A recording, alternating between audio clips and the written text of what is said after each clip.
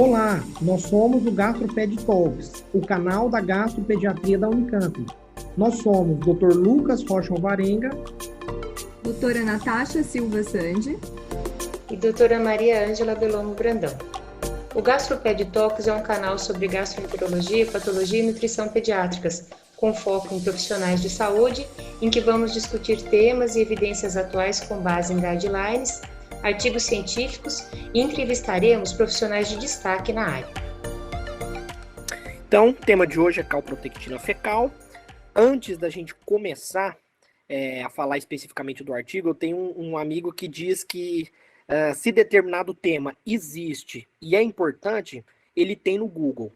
E cientificamente falando, se o tema que a gente está estudando é importante e é relevante, ele está no PubMed. Então, quando a gente coloca calprotectina fecal no PubMed, a gente vê que tem publicações desde a década de 90. Mas o interessante aqui é mostrar a crescente importância e relevância desse tema, tanto no geral como na faixa etária pediátrica. Então, mostrando que nos últimos anos a relevância estatística e científica da calprotectina fecal tem aumentado cada vez mais. É interessante entender esse fenômeno aí da calprotectina fecal, como o Gabriel já adiantou.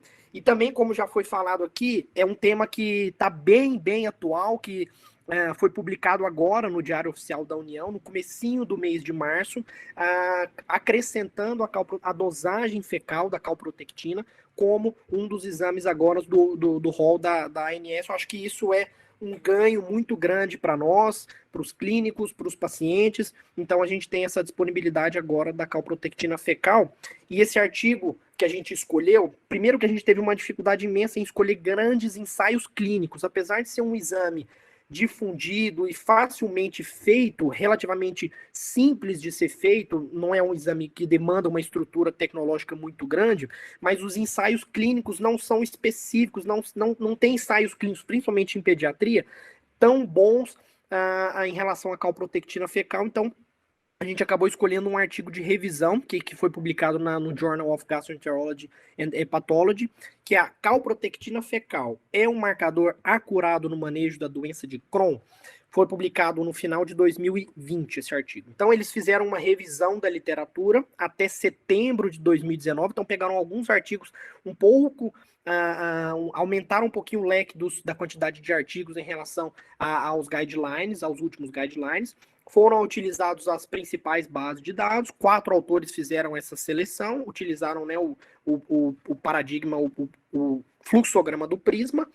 Inicialmente eles tiveram 713 artigos, aplicando todos os critérios de elegibilidade, sobraram 65 artigos para avaliação. De todos os desfechos avaliados, o primeiro desfecho é a avaliação da calprotectina fecal como marcador de atividade da doença, comparando com a colonoscopia, comparando com o exame endoscópico.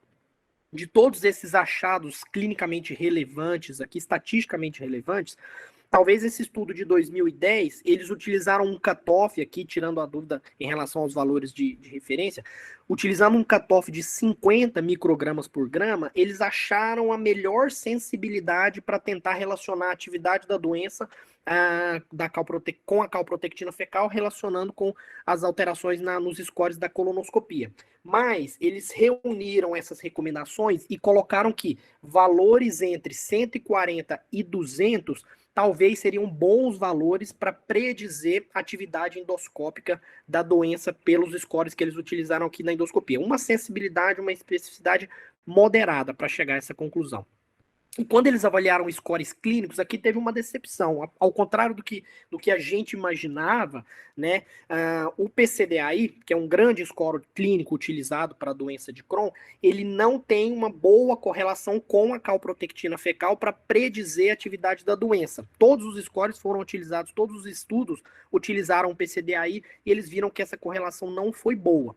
Mas um dos estudos coloca que um valor de cutoff de 100 microgramas por grama de calprotectina fecal talvez seja o valor que mais se aproxima, com uma sensibilidade também moderada, para predizer a atividade da doença pela calprotectina fecal. Então, como a gente sabe, os sintomas para avaliar a atividade da doença são muito subjetivos e são pouco diretamente relacionados aos marcadores da colonoscopia, à gravidade, à extensão da doença. E os marcadores bioquímicos de atividade inflamatória são pouco sensíveis, né? E também pouco específicos para avaliar a atividade da doença. E aí, nesse cenário, entra a calprotectina fecal. Mas, como a gente viu, não pode, não deve ser utilizada a calprotectina fecal como um marcador de localização da doença e nem como um marcador de extensão ou gravidade da doença. Lembrando que quanto mais proximal o comprometimento da doença de Crohn, menor são os valores de calprotectina, tá? Então, em relação a ilho distal, principalmente, e comprometimento colônico, essa variação é muito grande. O fenótipo da doença, alguns estudos avaliaram isso especificamente, né, na doença de Crohn, eles parecem não ter relação e não alterar a acurácia da calprotectina fecal, isso talvez seja um bom achado, porém, doenças fibrosantes de longa duração têm valores de calprotectina mais baixos, mostrando que talvez a importância da calprotectina é na atividade aguda da doença. Ela não seria um bom marcador para atividade crônica ou para doenças de longa duração. Então, resumindo e concluindo esse primeiro desfecho do artigo, eles colocam que a calprotectina fecal aqui nesse cenário, ela pode ser eficaz na doença de Crohn para minimizar as colonoscopias. Talvez seja aqui a principal conclusão nesse momento. O segundo desfecho aqui foi a utilização da cápsula, né, a avaliação do intestino delgado na doença de Crohn. E eles utilizaram basicamente os dois principais scores, né, utilizados na cápsula endoscópica, e eles viram que o score de Lewis foi muito melhor relacionado à calprotectina fecal do que os outros scores utilizados. Isso já foi um grande achado aqui. E como a gente sabe, a calprotectina fecal aqui nesse cenário, ela pode predizer a necessidade de uma investigação adicional, né, do intestino delgado nos pacientes com doença de Crohn. Como todos os outros momentos da calprotectina fecal, não há um cutoff bem definido na literatura. A maioria dos estudos utilizam aqui um cutoff de 50, mas que a calprotectina para intestino delgado, ela seria interessante no sentido de quanto menor os valores da calprotectina fecal, menor a chance de ter uma atividade da doença em intestino delgado. Talvez essa seja a grande relevância da calprotectina na doença de Crohn de delgado.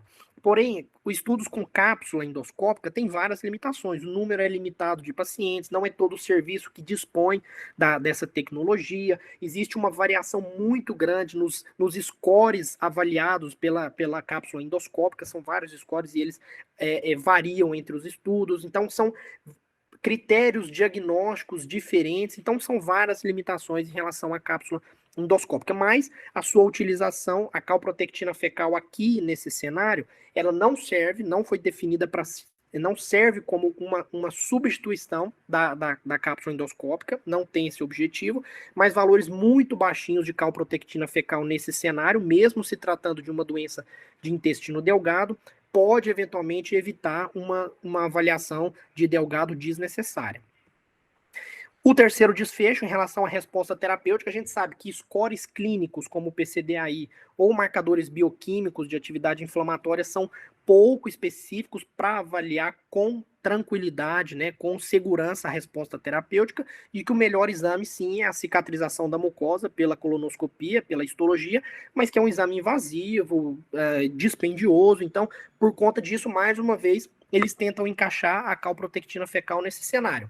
Os estudos que foram avaliados aqui nesse artigo só avaliaram a resposta terapêutica com imunobiológicos.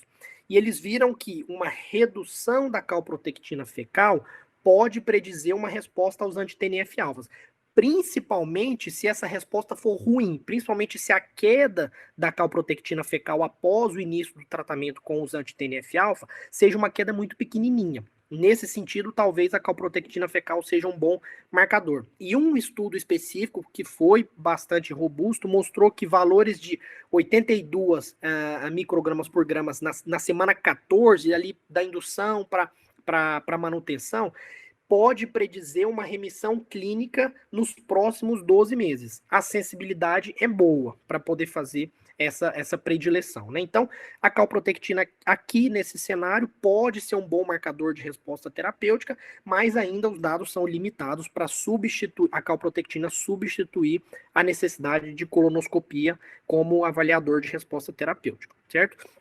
Outro desfecho aqui, preditor de recidiva. Então, valores com uma faixa etária muito ampla, por exemplo, de 130 a 357, podem ser valor preditores de recidiva nos próximos 12 meses, mas a sensibilidade desse achado é muito baixinha.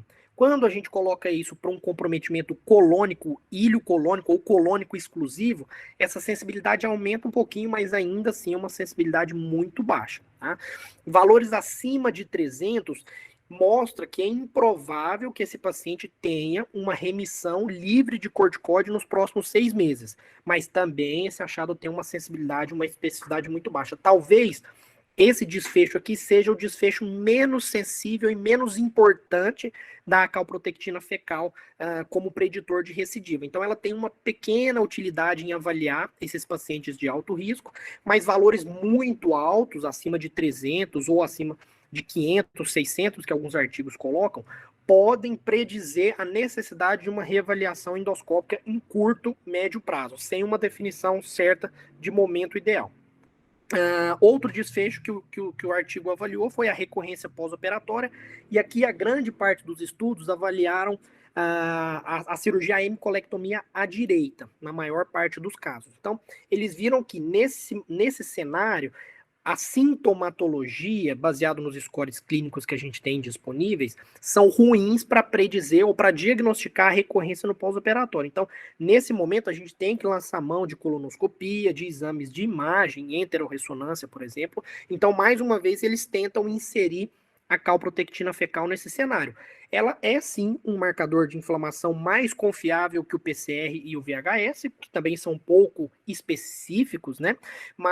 E que tem uma relação direta entre os valores pós-cirúrgicos com o risco de recorrência da doença. Esse valor é diretamente proporcional, porém, não há um cutoff, um limite ideal para dizer, não, a partir desse valor existe uma chance de recorrer pós-cirurgia, ou a partir desse mínimo valor não existe a chance de recorrência pós-operatória. Esse cutoff não existe. Também não existe um cutoff ideal para predizer a avaliação endoscópica precoce pós-operatória. Valores entre 60 e 200, mais uma vez, uma faixa de um intervalo de avaliação muito amplo. Essa faixa, talvez com uma sensibilidade moderada, seria capaz de predizer essa necessidade de endoscopia, né, de colonoscopia. Mas valores muito baixinhos de calprotectina fecal no pós-operatório podem, talvez aqui seja o melhor desfecho nesse cenário aqui, que valores muito baixinhos de calprotectina fecal pós-operatório podem eventualmente evitar uma colonoscopia desnecessária em 30% dos pacientes, o que é um valor pequeno ainda, mas talvez seja o melhor achado aqui.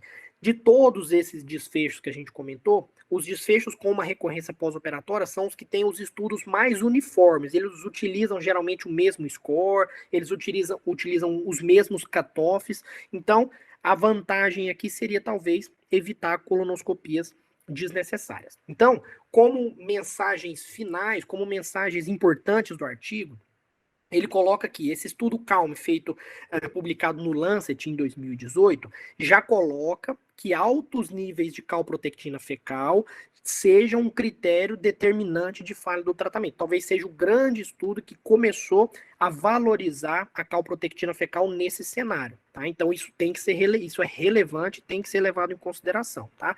Mas em relação aos cutoffs, que sempre é uma dúvida, sempre é um assunto bastante controverso na pediatria e nos adultos também, a avaliação da calprotectina é feita em diferentes cenários, cada cenário coloca um cutoff específico ou intervalos de valores de referências muito amplos, então ainda é bastante contraditória essa questão do valor de referência da calprotectina fecal. Isso deve ser adaptado e ajustado para cada cenário que você está querendo avaliar, tá? Talvez o cutoff de 50, pelo menos entre os adultos, seja o valor de referência mais utilizado, ele conseguiria diferenciar inflamação da doença inflamatória intestinal de outras inflamações ou infecções, ou principalmente de doenças funcionais, né, aqui notadamente a síndrome do intestino irritável, e que com valor de 50 você seria capaz de indicar uma colonoscopia também na suspeita clínica de uma doença de Crohn. Porém, com uma especificidade de 60, 40% dos pacientes com esse valor de cutoff fazem uma colonoscopia ainda de forma desnecessária. Então ainda precisa um pouco melhorar essa especificidade, né? O guideline do NICE de 2013 coloca valores de referência bem definidos. Então, valores abaixo de 50 para calprotectina fecal determina a ausência de inflamação na colonoscopia ou na histologia. Tá? Valores valores acima de 250 mostram que tem inflamação na colonoscopia e isso reflete na histologia, mas existe também uma zona cinzenta muito grande entre 100 e 250. Quando a gente enxuga todos esses 65 estudos desse trabalho aqui, isso também é visto, que valores entre 100 e 250 até 300, existe uma zona cinzenta que não consegue, que a calprotectina não consegue alcançar, que não consegue dizer muita coisa nessa faixa. Valores muito abaixo disso tem um significado clínico, mas também valores muito acima disso também tem outro significado clínico, mas existe realmente essa variação cinzenta aí. E por fim, a doença de Crohn de Delgado, a calprotectina nesse cenário ela é menos eficaz, talvez porque seja uma superfície de mucosa menos afetada do que a doença colônica, né? Os cutoffs do delgado são menores na calprotectina fecal, então a gente tem que valorizar a calprotectina fecal no delgado quando esses valores forem bem altos de calprotectina ou se eles aumentam progressivamente e que não se deve usar a calprotectina fecal como marcador de gravidade, de extensão ou de localização da doença de Crohn, tá? Como preditor de resposta terapêutica, ele é melhor do que as avaliações clínicas sintomáticas que a gente tem disponíveis, principalmente no início do tratamento, na fase de indução. Inclusive, a calprotectina fecal pode melhorar antes da melhora endoscópica e, consequentemente, também antes da melhora histológica. Isso é um dado interessante. E pode ser útil a calprotectina para identificar alto risco de recidiva, mas esse talvez seja o pior de todos os desfechos aqui. Não há um cutoff definido, não há um intervalo ideal definido para isso. Para a recorrência pós-operatória, usando um cutoff de 150 a 200, talvez seja o melhor para fazer essa avaliação, mas que quanto mais tempo passa da cirurgia, mais controversos são os resultados. E aí talvez mais a clínica, mais ou a radiologia ou a colonoscopia seja mais importante do que a calprotectina fecal aqui nesse cenário. Como o Gabriel comentou também, a correlação entre os diversos métodos de coleta e de dosagem da calprotectina fecal, ela não é boa. Então, esse artigo cita que o teste rápido feito pela imunocromatografia seja o melhor para avaliações individuais, para diagnósticos da situação clínica que você está querendo avaliar, mas a ELISA talvez seja o método mais utilizado, ele seja interessante para fazer as análises seriadas, que a gente precisa em muito dos casos fazer, mas que realmente existem variações da calprotectina no mesmo paciente, no mesmo dia.